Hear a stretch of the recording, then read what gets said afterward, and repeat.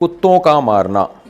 سید بادشاہ حیدرآباد سے، میری ساری مرغیوں کو کتوں نے کھا لیا ہے، کیا ہم کتوں کو مار سکتے ہیں؟ دیکھیں، کتوں نے آپ کی مرغیوں کو مارنے سے پہلے آپ سے فتویٰ لیا تھا یا مجھ سے پوچھا تھا آسک مسائل میں کہ مفتی صاحب ہم حیدرآباد میں سید بادشاہ کی مرغیوں کو مار سکتے ہیں؟ پھر میں نے جواب دیا ہو کہ مار سکتے ہیں، تو اس فتوے پہ انہوں نے مارا ہو۔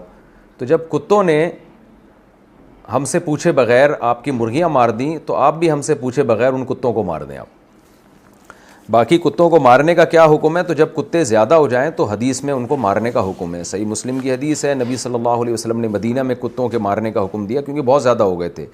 وجہ اس کی یہ ہے کہ وہ آپ کتوں کو نہیں ماریں گے تو کتے آپ کو ماریں گے، جیسے کہ کراچی میں کتے لوگوں کو مار رہے ہیں، بائکوں سے لوگ کتوں سے ٹکرا رہے ہیں۔ 4-5 لنگڑے میں دیکھ چکا ہوں اب تک کراچی میں، جن کی ہسٹری یہ ہے کہ وہ کتوں سے ٹکرا کے گرے، اور پتہ نہیں کتنے سینکڑوں لنگڑے ہو چکے ہیں کراچی میں، کچھ تو مر چکے ہیں کتے سے ٹکرا کے، ایکسیڈنٹ ہوا۔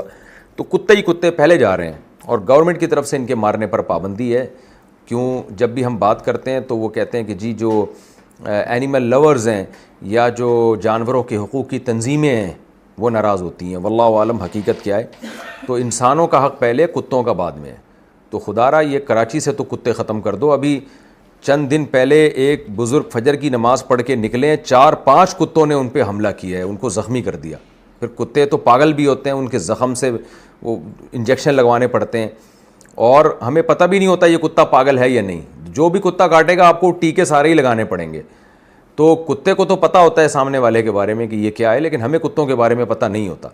تو اس لیے کتوں کو مارو بھائی۔ میری مرغیاں کھائے ہیں کتوں نے، اور اتنی خاندانی مرغی، مجھے کسی نے ملتان سے مرغی گفٹ کی تھی، وائٹ مرغا تھا، وائٹ مرغی تھی، تو ڈبے میں بیچارے لے کر آئے تھے وہ ملتان والے۔ 2 دن تک تو وہ ڈبے سے اٹھ ہی نہیں سکے، وہ ان کی ٹانگیں ہی اکڑ گئی تھیں۔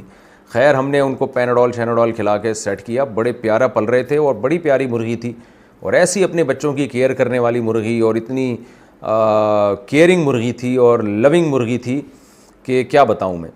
تو کتے نے آ کے اسی مرغی کو مار دیا سب سے پہلے، اس کے چھوٹے چھوٹے بچے یتیم ہو گئے، وہ بڑی مشکل سے پالے پھر ہم نے وہ بچے۔ تو 4 کتے آ کے ہمارے پنجرے پہ حملہ کرتے تھے۔ پھر ایک دفعہ ہمارے گارڈوں نے کتوں پہ حملہ کر دیا، تو پھر وہ 2-3 کتے تو اس دار فانی سے کوچ کر گئے، اور ایک کتا محلے سے کوچ کر گیا، ہجرت کر گیا۔ بہرحال اس کے بعد سے ہماری مرغیاں محفوظ ہیں۔ تو لوگ بھی مر رہے ہیں، جانور بھی مر رہے ہیں، بیماریاں پھیل رہی ہیں، تو کتوں کو کنٹرول کرنے کی ضرورت ہے۔ فیملی پلاننگ والوں سے کہا جائے انسانوں کی نسلوں پہ کنٹرول کرنے پہ جتنا زور لگا رہے ہیں، ان سے زیادہ زور کتوں کی نسلوں پہ کنٹرول کرنے پہ لگائیں، تاکہ جو بچے ہوئے انسان ہیں وہ تو کم از کم محفوظ رہیں۔ تو یہ کراچی میں تو بہت بڑا مسئلہ بن چکا ہے، کتا گیری پھیل رہی ہے ہماری سوسائٹی میں۔ تو اس لیے گورنمنٹ کو اس پہ کوئی ایکشن لینا چاہیے۔ پہلے تو یہ کرتے تھے KMC والے، اور کوئی زہر وہر کھلاتے تھے تاکہ یہ زیادہ نہ ہو۔ ہم یہ نہیں کہہ رہے کہ نسل ختم کر دیں کتوں کی۔ نبی صلی اللہ علیہ وسلم نے مدینہ میں جب کتوں کو مارنے کا حکم دیا تو جب ایک تعداد تک کتے ختم ہو گئے تو پھر آپ نے ان کو مارنے سے روک دیا، اور فرمایا یہ بھی ما لکم وللکلاب، تمہیں کتوں سے کیا لینا دینا، یہ بھی اللہ کی مخلوق ہے، ان کو بھی رہنے دو زندہ۔ تو نسل ختم کرنے کا حکم نہیں ہے، لیکن کنٹرول کرنے کا حکم ہے کہ ان کی نسل کو کنٹرول کیا جائے۔ تو آپ ماریں کتے تاکہ آپ کی مرغیاں محفوظ رہیں۔ بیوٹی سیلون کا کاروبار، بلال عباسی اسلام آباد سے۔ بیوٹی سیلون کھولنا کیسا ہے؟ اگر میں اپنے گھر کی کسی عورت کو سیلون کا کورس کروا کے اس کو بیوٹی سیلون کھلوا دوں تو کیا یہ کاروبار حرام ہوگا یا حلال؟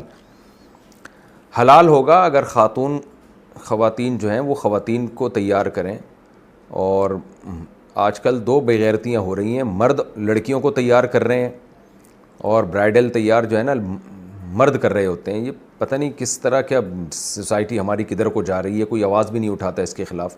آدمیوں کا کیا کام ہے کہ یار وہ دلہنیں تیار کریں، اور دلہن کیسے اپنے آپ کو اس آدمی کے سامنے جا کے بٹھا دیتی ہے۔ ٹھیک ہے، وہ آدمی بیچارے چھکے ٹائپ کے ہی عام طور پر ہوتے ہیں، میں سب کی بات نہیں کر رہا۔ تو رپورٹ لوگ یہ بتاتے ہیں کہ وہ بیچارے فارغ ہو چکے ہوتے ہیں ہر چیز سے، لیکن پھر بھی آدمی تو ہے نا، کہ غیرت اور حمیت کی تو خلاف ہے۔ میں سب کو نہیں کہہ رہا کہ وہ ایسے ہوتے ہیں، لیکن سنا ہے کہ میجورٹی ان میں بالکل ہی بیچاری وہ نا، کیونکہ جب ایک مرد ہر وقت عورتوں میں گھسا رہے گا تو وہ تو زنانہ پن آ جائے گا نا اس میں، مردانگی تو ختم ہو جائے گی اس میں۔ تو یہ اس چیز پہ روک تھام کرنی چاہیے، گورنمنٹ کو ایکشن لینا چاہیے کہ مرد لڑکیوں کے بیوٹی پارلر کیوں کھول رہے ہیں۔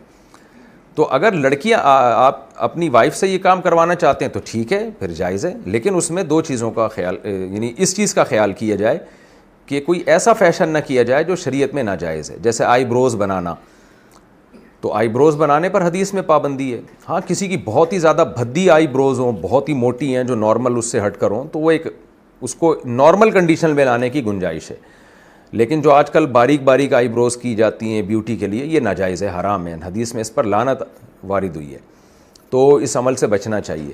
اسی طرح خواتین کا جو ہے وہ غیر شرعی بال کاٹنا، تو یہ بھی ناجائز ہے. باقی تو سارے فیشن جائز ہی ہیں، اس میں میرا خیال ہے، اور اس کے علاوہ تو کوئی ناجائز نہیں ہے. آئی بروز ہی ہے بس جو ناجائز ہے، یا یہ کہ بالوں کو اوپر کی طرف جوڑا لے کے جانا، یہ بھی عورت کے لیے ناجائز ہے. تو ایسا ناجائز فیشن کی اجازت نہیں ہے. باقی جائز فیشن اگر کرتی ہیں تو خواتین کے لیے کر سکتی ہیں، اور اس کی آمدن بھی جائز ہے.